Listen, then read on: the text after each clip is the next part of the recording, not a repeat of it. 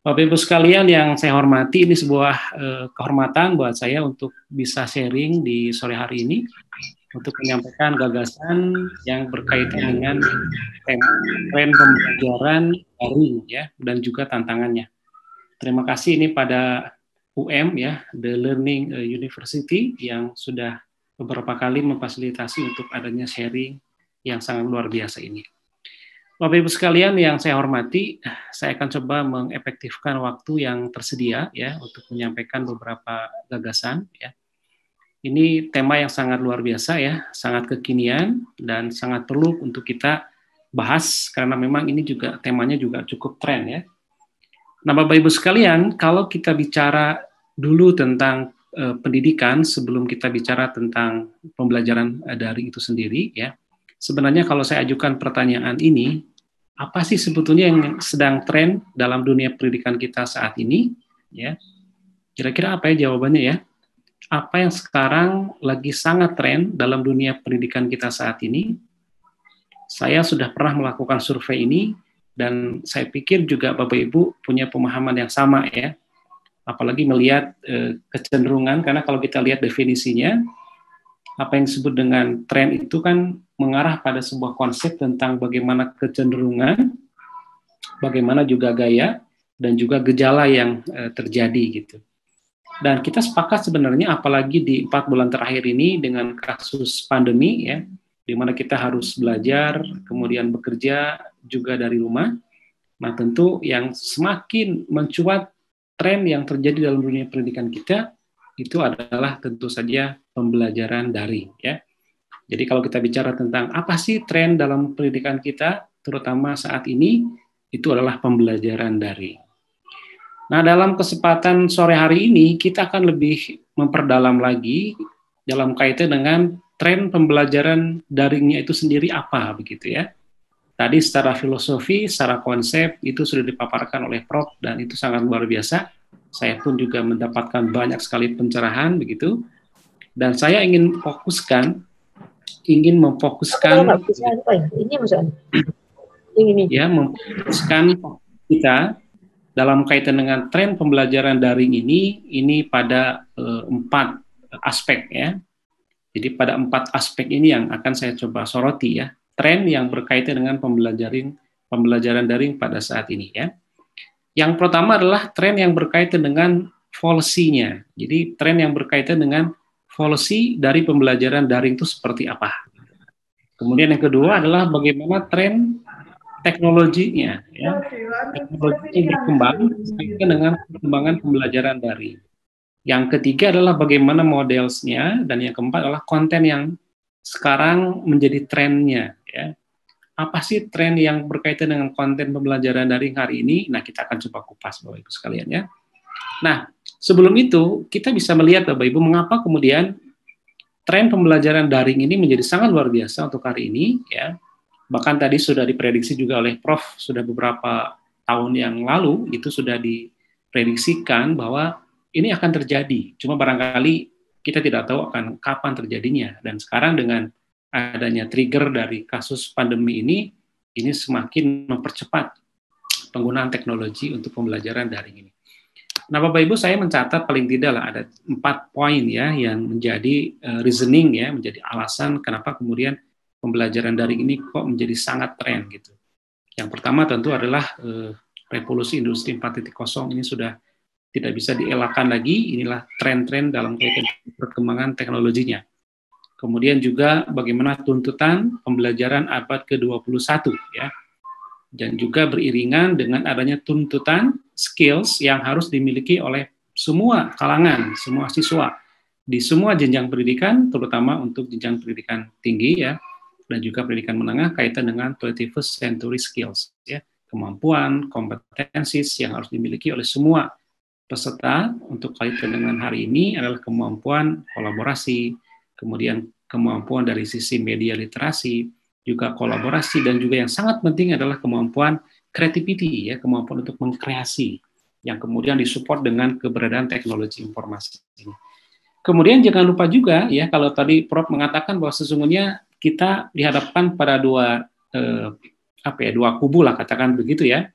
Kalau guru-guru mungkin banyak juga yang masih aktif, sementara mereka adalah generasinya baby boomers ya. Mungkin saya sering berkelakar, ada dua kubu dalam konteks ini, ada kubu barangkali generasi kolonial begitu ya, dan ada generasi milenial. Nah, tentu dengan adanya digital generation ini semakin mengukuhkan perlunya adaptasi cara-cara belajar baru ke arah learner karakteristik yang ada sekarang ini. Kalau kita bicara tentang native generation ini luar biasa Bapak Ibu ya. Ketika mereka lahir, mereka sudah berada dalam situasi di mana teknologi digital menjadi hal yang sangat penting untuk hari ini. Kemudian juga terkait dengan kebijakan. Nah, kalau kita lihat faktanya hari ini Bapak Ibu sekalian, bagaimana penggunaan teknologi digital di Indonesia khususnya, ini kan sangat luar biasa ya. Kalau sekarang jumlah penduduk kita sekitar 260 juta ya, maka 350 juta ini sudah memiliki connectivity terhadap mobile devices. Mereka sudah memiliki akun nomor kontak bahkan lebih dari satu ya. Sehingga jumlahnya itu juga menjadi lebih banyak dibandingkan dengan jumlah penduduk kita. Ini luar biasa sekali. Bahkan 150 juta ini penduduk kita, dan itu tentu saja diantaranya adalah siswa kita di berbagai macam jenjang pendidikan, mereka sudah terkoneksi ke internet dan juga ke media sosial. Nah, oleh karena itu, ini semakin mengukuhkan bagaimana tren sekarang terjadi. Indonesia sekarang jumlah siswanya itu dari mulai SMA, SD, SMP, itu kurang lebih, dan perguruan tinggi itu kurang lebih sekitar 43 juta.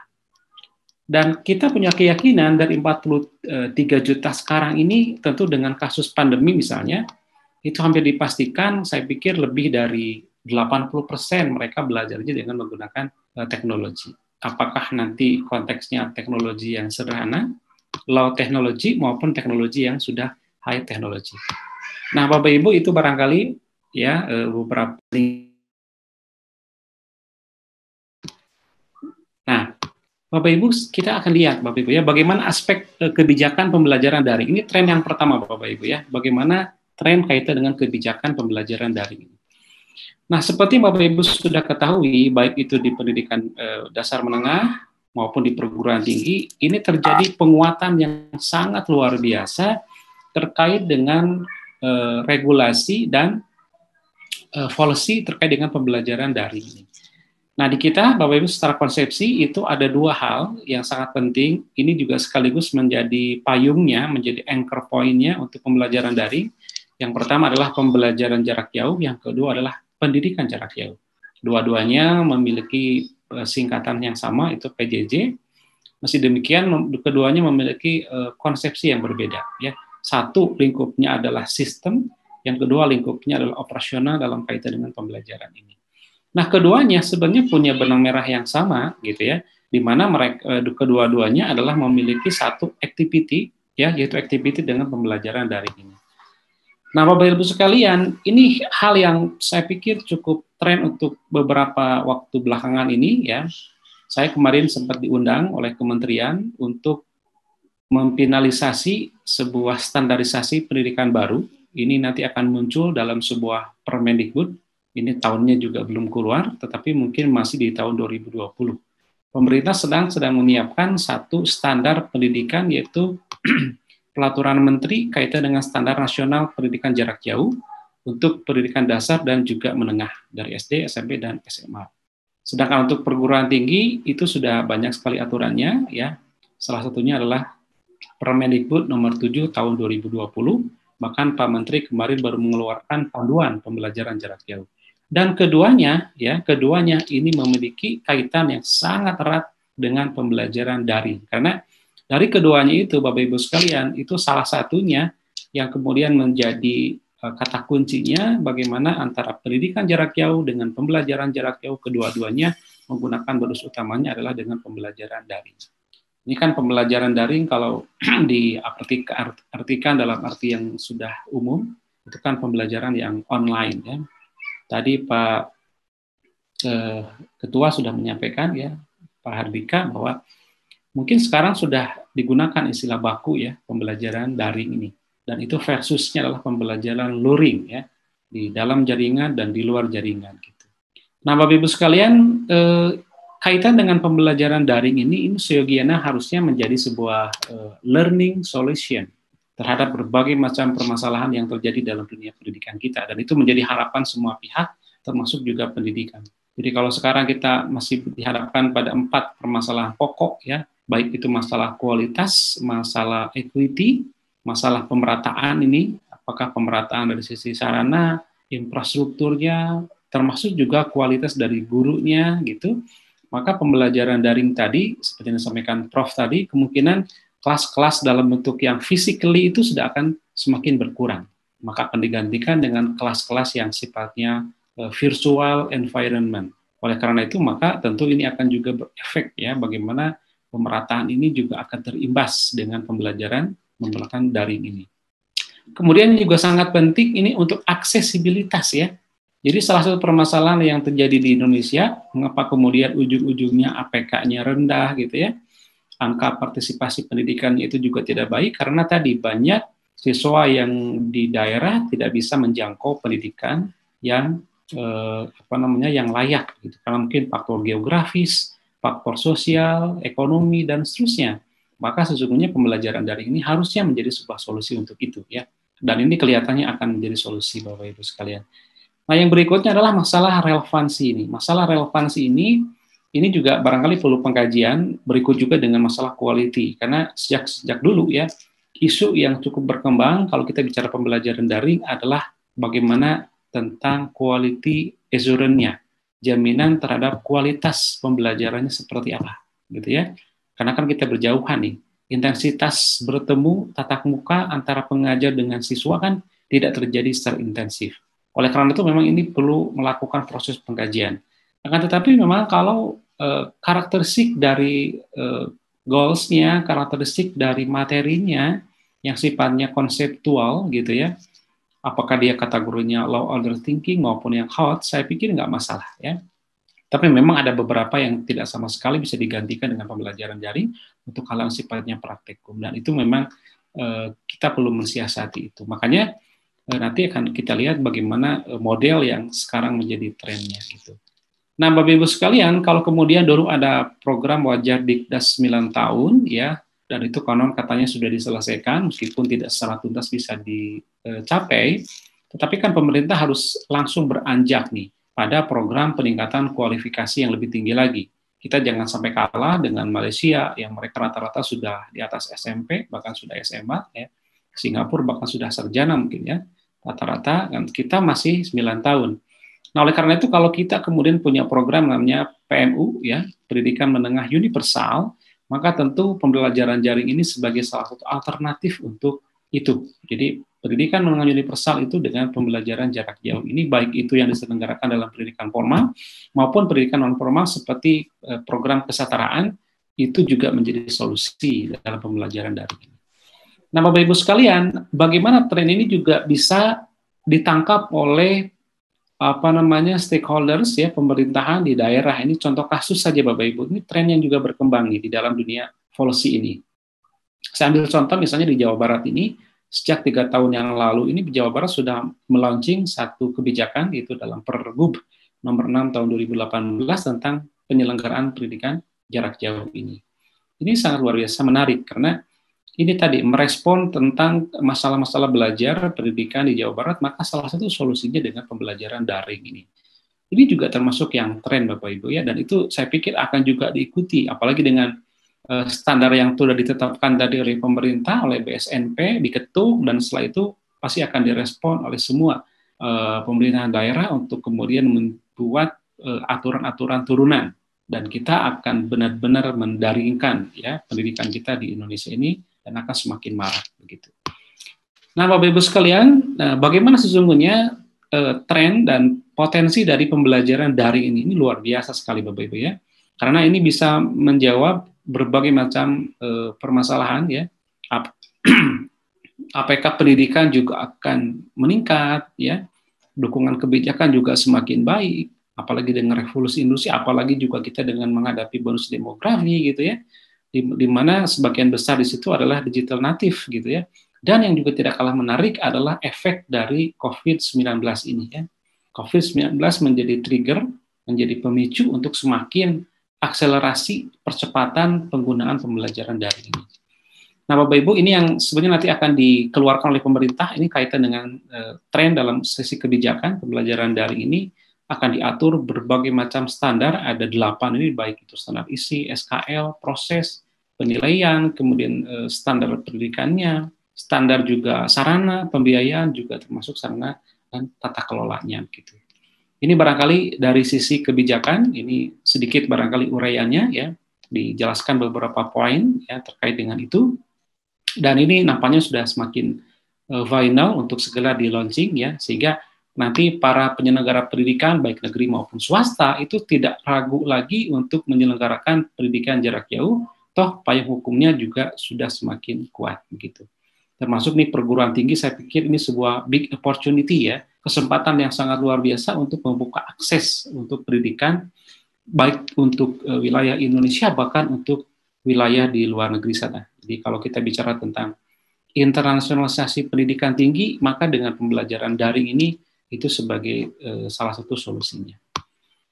Nah, Bapak Ibu sekalian, ini pembelajaran jarak jauh ini juga include di dalamnya adalah pembelajaran daring, sudah diatur di dalam panduan ya dari Kementerian bagaimana pembelajaran daring ini memberikan pengalaman belajar yang bermakna, itu good point ya. Kemudian memfokuskan pada pendidikan kecapapan hidup, ya gitu ya. Ini juga saya pikir perlu diupayakan ya, bagaimana life skills ya, apakah dengan luring ataupun dengan daring harusnya seyogianya tetap bisa dilakukan. Makanya model project based learning itu menjadi salah satu alternatif yang cocok untuk pembelajaran daring ini.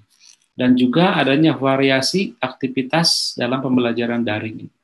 Kemarin berbagai macam survei yang terjadi di seluruh Indonesia, di berbagai macam lembaga yang menyelenggarakan survei terhadap pembelajaran daring, kesimpulannya hampir sama, bahwa pembelajaran daring kemarin lebih banyak guru, dosen memberikan tugas, ya, dan siswa sangat kerepotan dengan itu, sehingga ada beberapa lembaga survei yang menyimpulkan selama PJJ siswa tidak bahagia, gitu ya. Nah, oleh karena itu permasalahannya di sini, karena dosen, guru tidak memiliki kecakapan yang memadai untuk memvariasikan pembelajaran daringnya. Oleh karena itu kita perlu perbaiki, dan ini saya pikir gejala yang wajar, karena kita baru saja dan mendadak untuk mendaringkan semua aktivitas pembelajaran kita. Kemudian juga memberikan feedback yang baik untuk pembelajaran kita. Nah, Bapak Ibu sekalian, itu yang pertama ya, dari sisi tren secara policy-nya. Nah, sekarang tren dari sisi teknologinya, seperti apa kira-kira ya? Tren dari sisi teknologisnya ya. Kita lihat Bapak Ibu sekalian. Nah, teknologi ini juga berkembang ya, perangkat-perangkatnya, devices-nya, tools-nya seiring dengan perkembangan waktu ya. Kita bicara bahwa kalau kita bicara teknologi yang kita gunakan tentu ini terikat dengan waktu ya. Mungkin kalau dulu orang di tahun 90-an punya handphone merek Nokia itu luar biasa ya, sangat bangga dan itu menjadi teknologi yang paling canggih saat itu. Tapi kalau kita bicara sekarang dengan smartphone, nah tentu sudah sangat ketinggalan. Oleh karena itu, maka ini juga kita bisa lihat bahwa teknologi untuk saat ini ada yang low technology, ada yang middle technology, ada yang high technology. High technology juga bisa disebut dengan namanya emerging technology, bahkan konon katanya ada sebuah teknologi baru nanti ke depan yang disebut dengan teknologi teleportase ya, bisa memindahkan objek fisik secara virtual gitu. Jadi kalau sekarang masih ada delivery content, delivery metode gitu ya, untuk pengiriman-pengiriman, mungkin nanti bisa menggunakan teknologi ini ya. Nah, Bapak Ibu sekalian, kalau kita bicara trennya untuk teknologi daring sekarang ini memang masih kombinasi antara middle technology sama dengan high technology. Jadi kalau sekarang para guru, para dosen memanfaatkan smartphone dengan spek yang barangkali juga beragam ya, tapi itu juga masih sangat relevan untuk kita gunakan untuk itu. Kemudian yang high teknologinya ya, seperti yang juga kita gunakan saat ini dengan menggunakan Zoom juga itu sudah masuk kategori high technology. Nah, itu diantaranya. Kemudian teknologi yang lain, Bapak Ibu sekalian, ini saya rangkum aja ya beberapa platform teknologi yang tren menjadi saat ini ya. Pertama adalah tren kaitan dengan learning management system ya. LMS itu salah satu tren dalam pembelajaran daring. Jadi ini bahkan identik ya, kalau kita bicara pembelajaran daring selalu ekvivalensinya dengan namanya LMS, Learning Management System. Dan ini platformnya banyak banget ya. Bapak Ibu tinggal pilih saja mana yang paling disukai ya. Apakah dia yang full servicesnya adalah open course ya, ada juga yang harus berbayar ya, tapi overall mereka menyediakan fasilitas untuk belajar kita ya. Salah satu mungkin yang cukup trending di kita adalah Ruang Guru gitu ya, itu salah satunya ya. Dan juga beberapa yang lain juga termasuk di antaranya People School, juga ada juga kalau di Bandung itu adalah Genius dan seterusnya gitu ya. Maka juga ini perlu juga di lembaga pendidikan tinggi harus juga mencoba meng-create aplikasi yang juga memiliki platform yang bisa digunakan oleh para siswa kita ya. Memang trendingnya sekarang Ruang Guru misalnya usage-nya penggunanya sudah kurang lebih sekitar 12 juta ya. Wajar kalau kemudian mereka juga mendapatkan value tas perusahaannya juga luar biasa ya. Kemudian juga video conference ini juga tren dalam pembelajaran daring secara teknologis ya. Persis seperti yang kita lakukan hari ini ya. Bagaimana kita menggunakan Zoom dengan teknologi yang saya pikir paling bagus untuk saat ini dibandingkan dengan Google Meet, Skype, kemudian Microsoft Teams, WebEx gitu ya, juga Big Blue Button itu bawaannya dari apa namanya LMS Moodle yang juga sudah diinjek di dalamnya, tetapi yang paling powerful meskipun tentu sisi lainnya adalah expensive ya, sisi lainnya adalah dia cukup mahal gitu, tapi overall sangat bagus ya. Kualitinya sudah high definition ya videonya, kemudian juga interaktivitinya, kemudian juga user friendly dan seterusnya lah. Memang ada barang ada harga ya, jadi itu tidak memungkiri seperti itu. Kemudian Bapak Ibu sekalian dari sisi CBT computer based test ini juga berkembang luar biasa ya tentang tools yang bisa kita gunakan untuk assessment. Wah ini luar biasa banyak ini, yang Bapak Ibu menggunakan saja ya. Tinggal pilih saja mana yang kita suka ya, dari yang paling populer seperti Kahoot gitu, kemudian Quizzes dan seterusnya lah banyaknya. Kemudian untuk platform multimedia ini teknologinya sekarang mengarah ke YouTube ini yang paling dominan ya, karena YouTube itu sebagai sumber konten video yang paling besar di dunia, bahkan itu menjadi sebuah komunitas ekosistem IT terbesar di dunia ya. Dan itu kalau tidak salah penambahannya 83 jam per setiap menit ya. Jadi kalau kita sekarang ngobrol ini kurang lebih 2 jam ini, maka 2 jam saja kali berapa ya? 60 kali, wah banyak banget ya. Itulah YouTube Bapak Ibu, dan sekarang muncul banyak orang-orang kaya ya baru, bahkan usianya juga relatif muda, itu yang mendulang keuntungan dengan konten kreatornya di YouTube.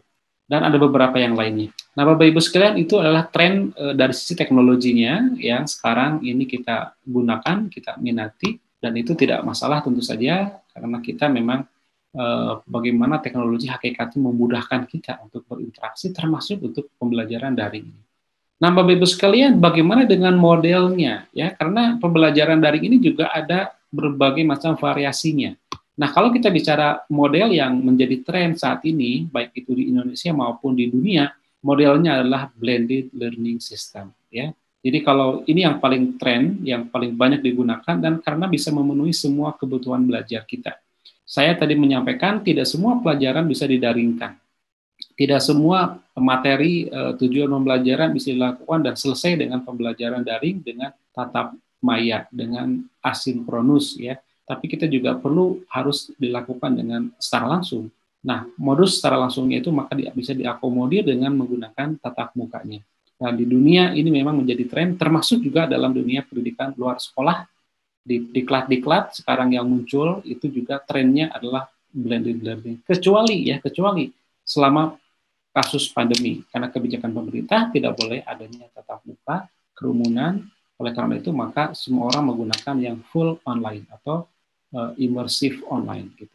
Tapi kalau ini situasi sudah new normal, sudah kembali ke awal, maka ini akan menjadi tren lagi gitu. Dan termasuk juga kan Bapak Ibu sekalian, ini beberapa tahun belakangan ini orang begitu sangat familiar dengan namanya MOOC, Massive Open Online Course ya. Bagaimana sebuah institusi pendidikan bisa menyelenggarakan course dengan jumlah audiensnya banyak sekali, bahkan bisa ribuan gitu ya, di dunia dengan mudah, dengan gampang sekali dan dapat pengetahuan yang lebih banyak. Dan ini memang kecenderungannya juga sangat berkembang, meskipun Indonesia memang belum progresif di beberapa negara maju, terutama juga di negara-negara yang ada di dunia ini. Nah, Bapak Ibu, itu diantaranya, dan ragam belajar dalam kaitan dengan model ini juga sekarang muncul ya komputer dengan teknologinya, mobile learning-nya ya, dengan mobile apps-nya. Kalau kita butuh apapun tinggal buka Google Play, apapun yang kita perlukan untuk aplikasi banyak di situ ya. Dan ini yang juga menarik Bapak Ibu sekalian adalah munculnya sosial media learning ya. Kalau dulu kan sosial media tok saja, artinya orang menggunakan sosial media untuk berkomunikasi, untuk melakukan percakapan ya, baik itu call maupun yang berbasis teks ya. Tapi sekarang sudah mulai bergeser dengan pemanfaatan sebagai sarana untuk belajar kita. Dan kemarin hasil survei kami pun juga salah satu yang efektif menurut perspektif mahasiswa adalah sosial media, terutama WhatsApp ini.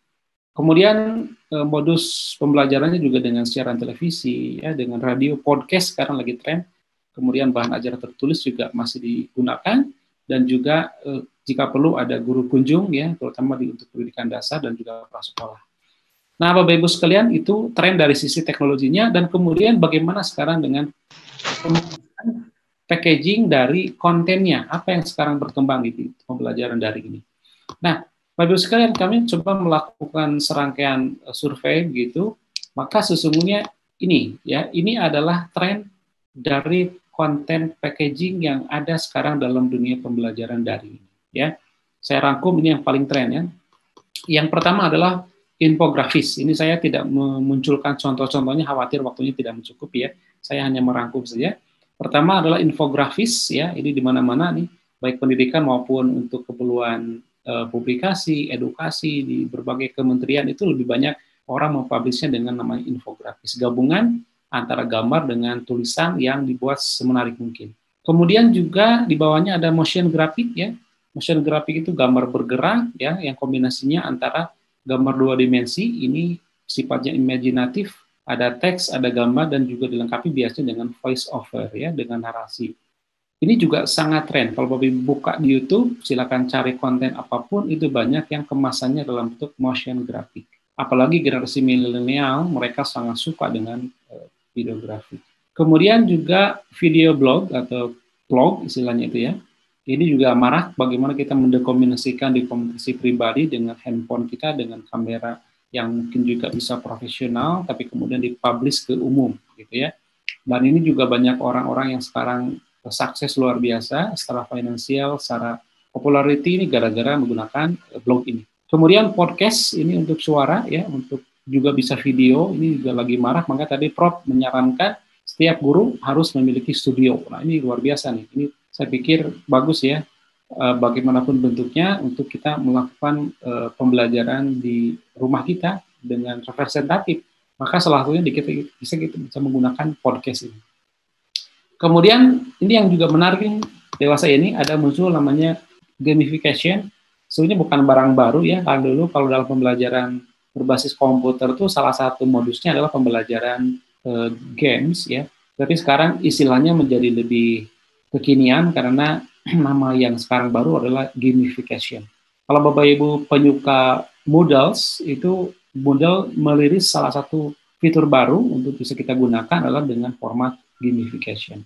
Ini luar biasa. Kemudian 3 dimensi animasi ya, dan juga video live streaming. Nah, yang sekarang kita gunakan di mana tadi ada kurang lebih ribuan orang nonton ya, 700 lebih orang nonton pada hari ini, itu kita belajarnya dapat pengetahuan, pengalaman, inspirasi dengan video live streaming. Oke, Bapak Ibu, itu beberapa tren yang berkembang, dan ini sesi terakhir ya. Sajian saya, apa sih tantangannya untuk sekarang Bapak Ibu sekalian? Tantangannya adalah, pertama adalah infrastruktur ya. Dari berbagai macam survei, banyak para pengguna, guru, siswa, mahasiswa mengeluhkan dengan infrastruktur yang ada. Salah satunya adalah connectivity-nya. Salah satunya adalah misalnya banyak beberapa tempat yang masih blank spot ya, nggak ada sinyal segala macam. Nah, oleh karena itu memang ini perlu ada intervensi langsung dari pemerintah. Karena ini menyangkut hajat hidup orang banyak nih. Kalau kemudian pemerintah dulu sudah selesai mungkin, ya lumayanlah 80% barangkali semua daerah sudah teraliri listrik ya. Nah, sekarang bagaimana supaya seantero bangsa kita itu dari mulai pelosok perbatasan segala macam itu harus terkoneksi dengan baik dengan internet. Itu yang pertama. Yang kedua adalah fasilitas ya. Fasilitas ini kaitan dengan alat, devices, tools-nya ya. Banyak juga para guru yang orang tua juga yang mengeluhkan, ini kita nggak punya handphone yang bagus, gitu, nggak punya laptop yang bisa untuk pembelajaran daring gitu ya. Nah, mungkin itu juga perlu kita atasi. Karena asumsi yang harus kita penuhi kalau pembelajaran daring itu ya fasilitasnya harus tersedia. Tidak bisa tidak. Itu karena menjadi prasyarat untuk efektivitas pembelajaran. Kemudian dari sisi pengguna, nah ini penting sekali Bapak Ibu. Dari sisi pengguna ini, Bapak Ibu sekalian, kita perlu adanya peningkatan capacity building para guru, dosen, untuk bisa memiliki kecakapan yang baik terkait dengan pemanfaatan teknologi ini. Saya usul, ini yang harus kita pelajari sekarang adalah cyber pedagogy, ya. Bagaimana membelajarkan anak dengan menggunakan teknologi ini, ya. Itu juga sangat penting. Ya, dan kemudian yang terakhir ini kurikulum. Kurikulum baik di pendidikan dasar menengah maupun perguruan tinggi harus mengadaptasi tentang normal baru dengan memanfaatkan teknologi daring ini. Bagaimana included kurikulum kita harus nyantol di dalamnya ada pembelajaran daring. Contoh di tempat kami itu memang misalnya 70% itu 70-30% itu pola pembelajaran daringnya. Ya, dan itu harus menjadi sebuah kebijakan dari setiap institusi supaya pembelajaran daring benar-benar bisa terjadi dengan baik.